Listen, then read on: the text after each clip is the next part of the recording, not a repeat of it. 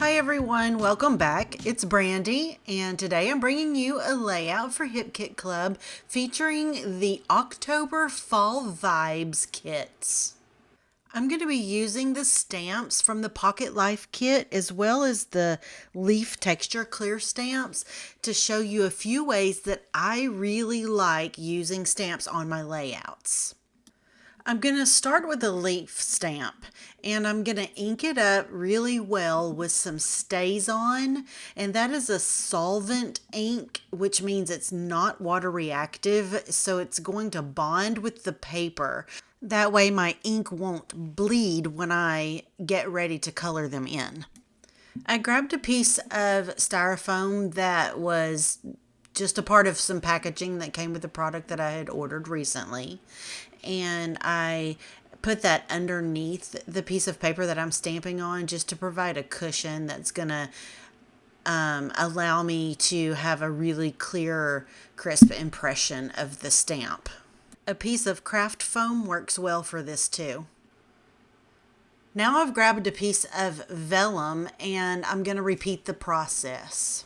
This part was a bit of an experiment because I had never done this before, so I wasn't really sure how it was going to turn out, but I actually love the way it ended up. The final results are so cool to me.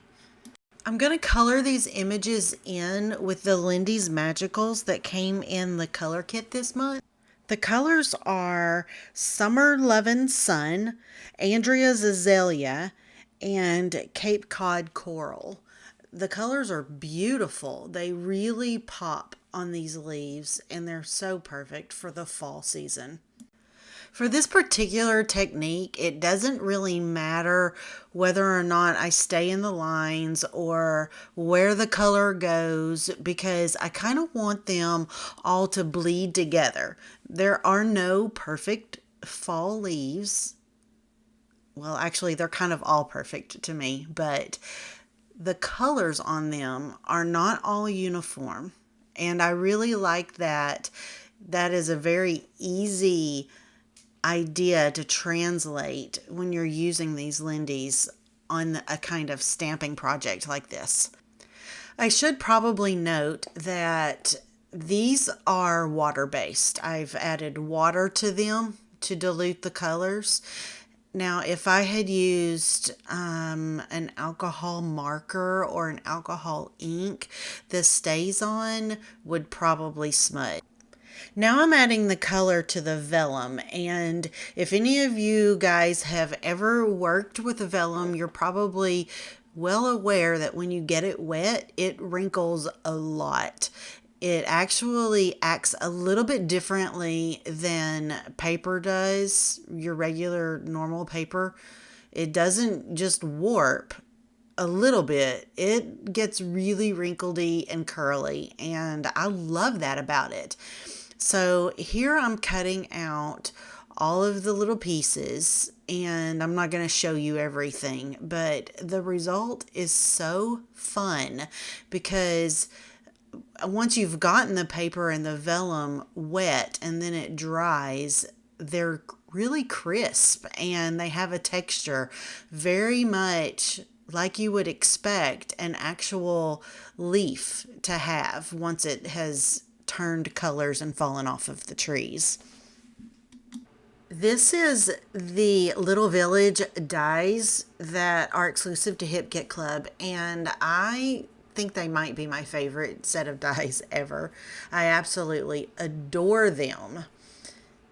You saw me just then cut out a little piece of the patterned paper that I'm going to add to the border, and now I'm bringing in these white letters, and I want to change them up just a little bit to match my layout a little more. So I decided that I wanted to emboss them, and it actually worked out really well. I'm very happy with the results.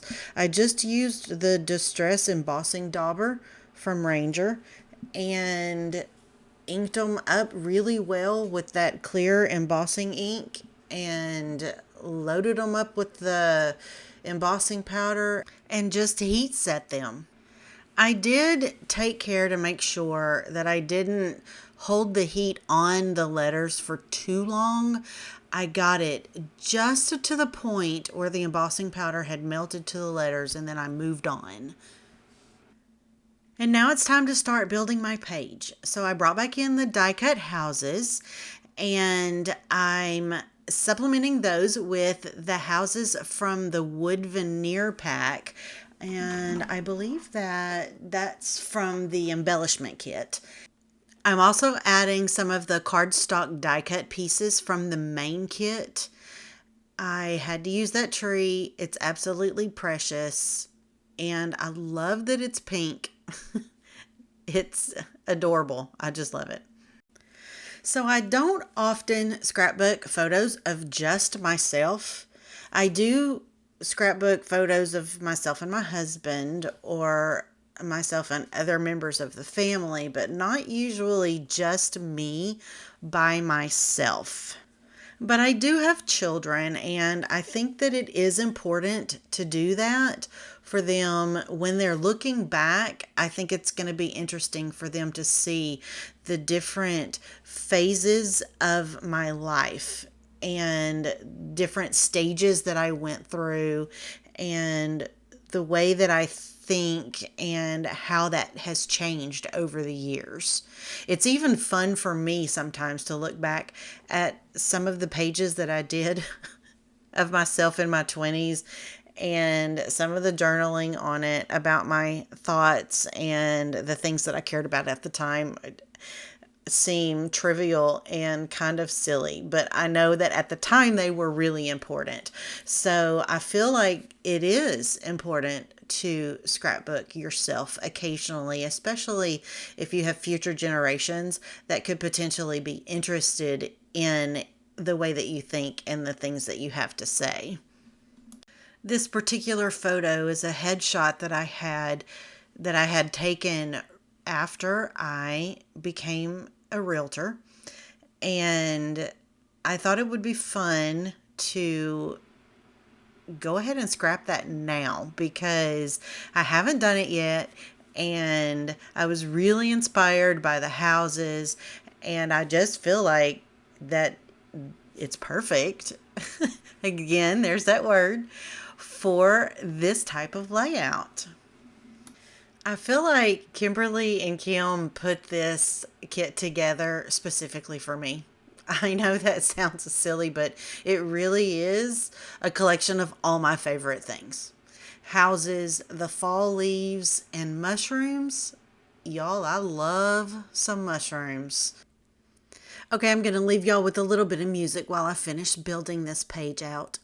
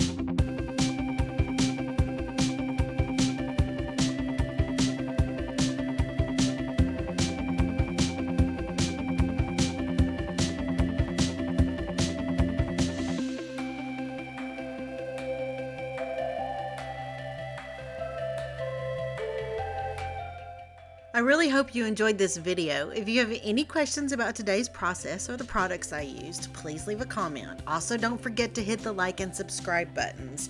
And be sure to check us out on Facebook and Instagram for tons of inspiration. Thanks again, everyone. I hope y'all have a lovely, crafty day. Bye-bye.